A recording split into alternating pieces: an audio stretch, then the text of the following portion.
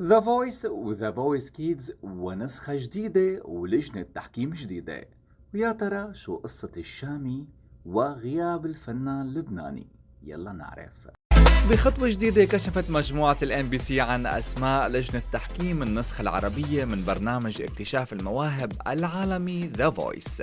فرح تنقسم لجنة التحكيم إلى قسمين، القسم الأول رح يكون بذا فويس بنسخته السادسة، والقسم الثاني بذا فويس كيدز بنسخته الرابعة. المجموعة الجديدة ضمت كل من ناصيف زيتون، رحمة رياض، أحمد سعد، رامي صبري، داليا مبارك والشامي. فرح يكون ناصيف وأحمد ورحمة بذا فويس، وداليا ورامي والشامي بذا فويس كيدز. وبمجرد الإعلان عن الأسماء انقسمت الآراء، بالأخص دخول الشامي للجنة التحكيم.